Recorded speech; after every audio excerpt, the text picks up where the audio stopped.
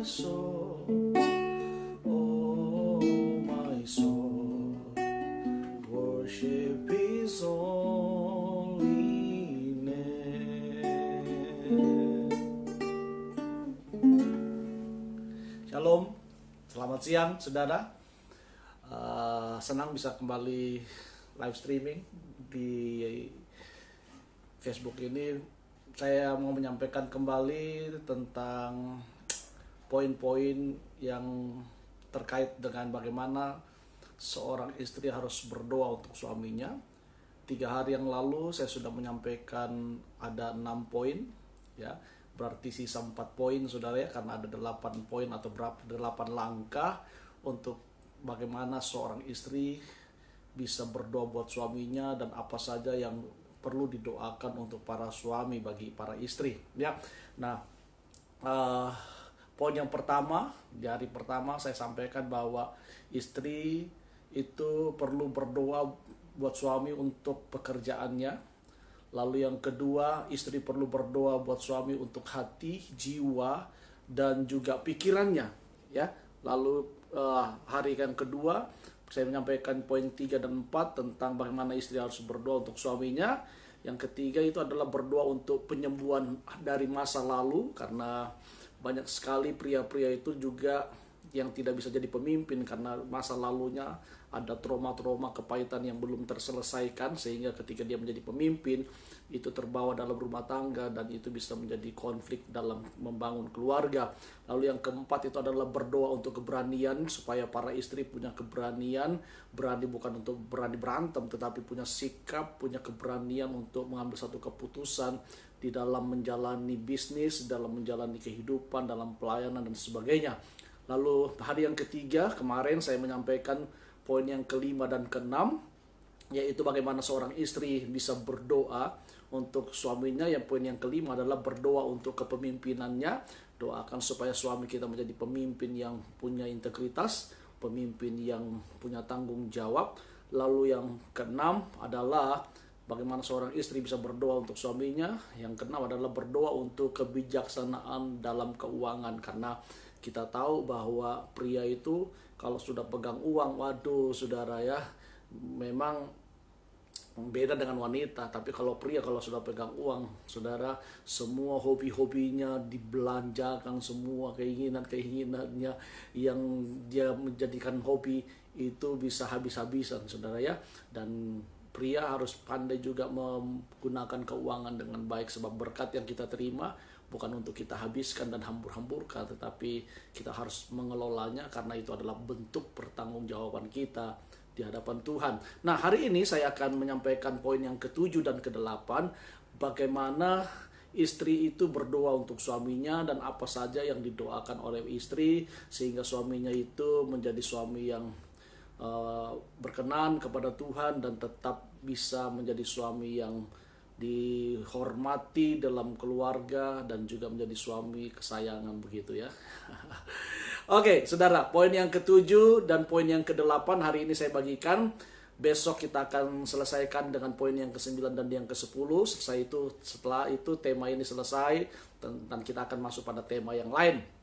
Oke, saudara, poin yang ke-7 dan ke-8 terkait bagaimana istri harus berdoa untuk suaminya, apa saja yang harus didoakan, seberapa pentingkah doa seorang istri untuk suaminya. Nah, poin yang ke-7 dan ke-8 adalah poin yang ke-7 itu adalah berdoa untuk hati bagi Tuhan. Nah, saudara ya. Nah, para wanita atau para istri, doakan supaya hati para suami-suami itu punya hati Tuhan, saudara. Kenapa? Karena penting sekali. Kalau para pria nggak punya hati Tuhan, waduh saudara, dia akan menjadi killer, saudara ya. Karena pria itu dia tidak bermain dengan perasaan, tapi dia bermain dengan logika. Pria itu kurang punya perasaan belas kasihan, iba, walaupun memang dia punya adat, tapi tidak sama dengan wanita. Wanita itu gampang tersentuh perasaannya. Tapi kalau pria tidak, saudara, dia lebih bermain kepada logikanya. Nah, sebab itu kalau pria-pria itu tidak didoakan supaya dia memiliki hati bagi Tuhan, wah, bahaya sekali ya. Nah, karena itu Bagaimana caranya para istri bisa berdoa untuk suaminya supaya suaminya itu punya hati Tuhan? Saudara doakan saja, katakan seperti ini, Bapa, tolong berikan suamiku hati yang murni untukmu. Nah, perlu hati yang murni, saudara ya. Ya, biarkan dia berusaha untuk mencintaimu dan mempercayaimu dengan semua yang dia miliki dan apa adanya. Ya, lalu saudara minta lindungilah dia dari pendapat yang dimaksudkan untuk menjauhkannya dari firman-Mu. Jadi kita perlu doakan suami kita supaya dia selalu punya hati yang murni, dia selalu memiliki hati yang tulus di hadapan Tuhan, mencintai firman Tuhan. Karena penting sekali saudara, karena 2 hari yang lalu saya sampaikan bahwa para suami itu adalah sumber, karena bapak itu dalam bahasa aslinya itu adalah sumber. Nah, sumber itu mempunyai peranan penting dalam kehidupan, saudara ya. Kalau hasil yang dihasilkan sumbernya tidak baik, maka hasil yang dihasilkan juga tidak baik. Tetapi kalau sumbernya baik, maka air yang akan dihasilkan juga menjadi baik, menjadi sehat. Nah, karena itu saudara, kita perlu doakan suami kita supaya dia punya hati Tuhan. Hati yang gampang mengasihi. Ya, saya percaya kalau istri-istri dikasih, dicintai, wow, itu bahagia ya saudara ya. Apalagi para wanita kan memang keinginannya adalah ingin selalu dicintai. Itu memang kebutuhan mendasar manusia. Tetapi wanita itu dia punya kelemahan itu katanya di telinganya, saudara ya. Di telinganya artinya selalu ingin mendengar kata-kata cinta, kata-kata sayang, I love you, I miss you, I need you. Ya, seperti itulah saudara. Atau sudah makan sayang. Nah, itu memang wanita-wanita senang mendengar hal itu. Tapi kalau pria tidak terlalu. Itu sebabnya kadang-kadang memang pria-pria waktu-waktu pacaran, aduh mesranya luar biasa, ketika sudah menikah mesranya hilang, saudara ya. Nah, ini yang nggak boleh, harusnya tetap dibangun. Karena memang dulu waktu pacaran, waduh, yang laki-laki gombalnya setengah mati, rayuannya maut, sekarang mati jadi pujangga yang luar biasa gitu. Tapi setelah menikah, waduh, bablas anginnya, saudara ya. Nggak pernah lagi ngomong I love you, bahkan selalu didapatkan penghinaan, kamu ini loh sudah gendut, nggak bermodel dan sebagainya. Aduh saudara, itu istri saudara gemuk, istri saudara gendut, itu kan korban saudara sendiri. Jangan salahkan istri lah, saudara ya. Kadang-kadang kita perlu juga mengintrospeksi diri sebagai pria. Nah, karena itu para wanita doakan suami-suami kita supaya mereka itu punya hati Tuhan, hati yang punya mengasihi, mau mengampuni, mau murah hati, hati yang rindu untuk melayani Tuhan. Itu penting, saudara. Wah, bahagia sekali kalau kita punya suami sebagai pemimpin, sebagai kepala, dia punya hati melayani Tuhan, cinta Tuhan. Aduh saudara, sebagai istri akan selalu berbahagia itu. Karena saya percaya itu memang yang dikehendaki Tuhan. Karena suami itu dilambangkan seperti Kristus, dan wanita itu dilambangkan seperti jemaat. Karena pria itu gambaran daripada Kristus dan wanita adalah gambaran daripada jemaat. Dan Tuhan mau hubungan ini terus terjalin. Pria harus tetap punya hati Tuhan.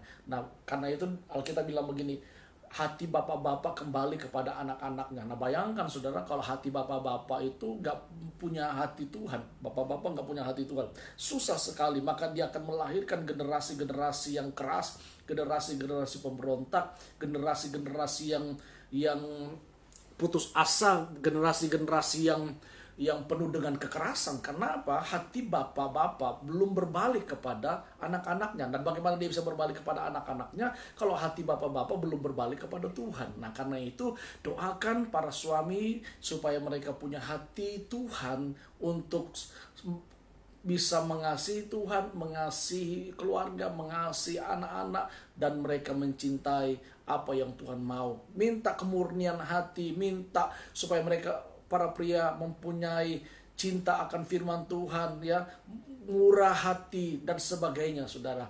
Efesus pasal 6 ayat 6 dikatakan demikian. Jangan hanya di hadapan mereka saja untuk menyenangkan hati orang, tetapi sebagai hamba-hamba Kristus yang dengan segenap hati melakukan kehendak Allah.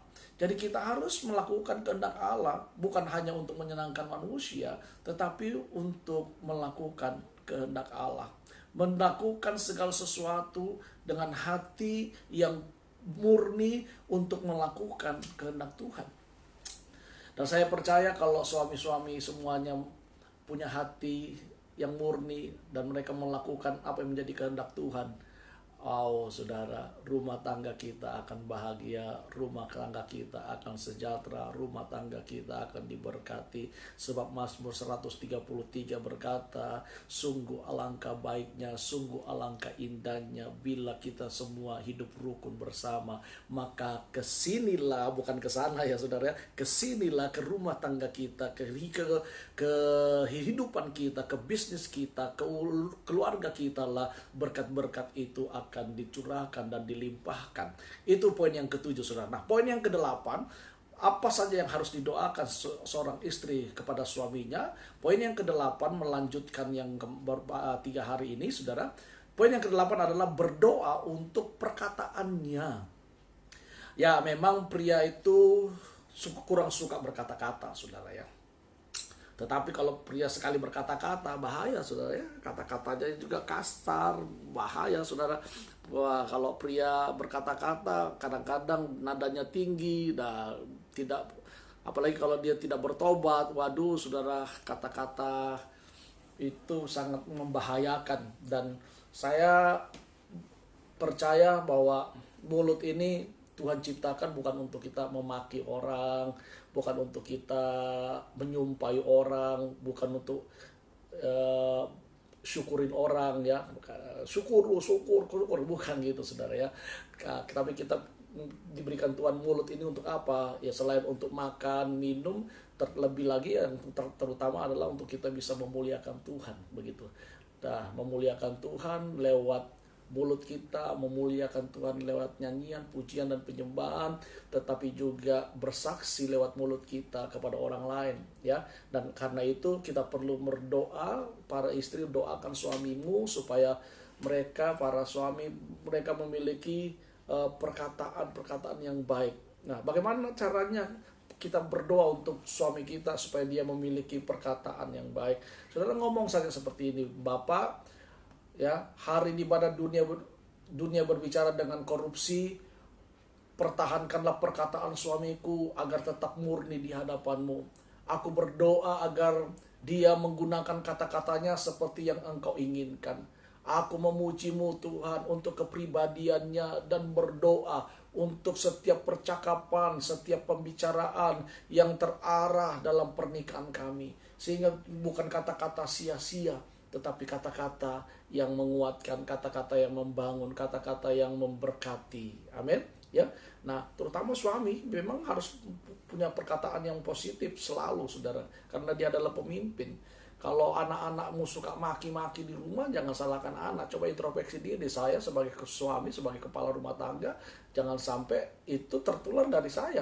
Karena mungkin kita sering menggunakannya dan anak-anak itu sering menirunya. Sebab anak-anak itu, saudaraku, lebih gampang melakukan apa yang dia lihat daripada apa yang kita perintahkan. Ya, mereka lebih gampang melakukan apa yang kita kerjakan. Tapi kalau kita suruh-suruh, belum tentu dia mau kerjakan. Sebab dia melihat teladan, saudaraku. Nah, bapak, ayah itu adalah teladan yang harus menjadi berkat bagi anak-anaknya. Efesus pasal 4 ayat 29 dikatakan demikian firman Tuhan. Efesus pasal 4 ayat 29. Janganlah ada perkataan kotor keluar dari mulutmu, tetapi pakailah perkataan yang baik, saudara ya, untuk membangun tuh di mana perlu, supaya mereka yang mendengarnya beroleh kasih karunia. Nah, kadang-kadang kita ini selalu ngomong yang gak perlu-perlu, saudara. Ya, bercanda sih boleh, saudara ya, tapi kadang-kadang guyonan kita itu kebanyakan guyonan yang sia-sia, yang akhirnya mendatangkan permasalahan buat diri kita sendiri, bisa mendatangkan pertengkaran, bisa mendatangkan permusuhan, bahkan bisa juga mengutuki kita sendiri karena dengan perkataan kita. Ya, bercanda boleh, berguyon boleh, saudara ya, tetapi hati-hati. Tapi lebih baik kita menggunakan perkataan kita untuk membangun, menasihati, dan itu yang lebih memberkati orang lain. Nah, para istri, doakan suamimu supaya dia punya perkataan yang baik. ya. Dia selalu bisa menjadi berkat bagi orang lain. Di dalam pekerjaan dia bisa memberikan inspirasi. Mungkin dia cuma pegawai bawahan, tapi kalau dia punya perkataan baik, integritas, dia berkata yang baik, saya percaya Tuhan akan mempromosi dia. Karena saya percaya tidak ada perkara yang mustahil bagi Tuhan. Tuhan yang pegang hati raja-raja, Tuhan yang pegang semua hati di setiap manusia, saudara. Dan saya percaya kalau Tuhan yang meninggikan seseorang, tidak ada satupun manusia yang bisa merendahkannya. Dan kalau Tuhan yang merendahkan seseorang, gak ada satupun orang yang bisa mengangkatnya naik, gak ada. Hanya Tuhan yang pegang kendali hidup kita. Nah, kalau kita mempunyai perkataan yang baik, pimpinan kita akan melihat orang ini gak pernah berkata bohong, orang ini punya integritas, apa yang dia katakan selalu benar, selalu sesuai dengan apa yang dia lihat, tidak ditambah-tambahi, tidak dikurang-kurangi jadi sumber gosip, saudara ya.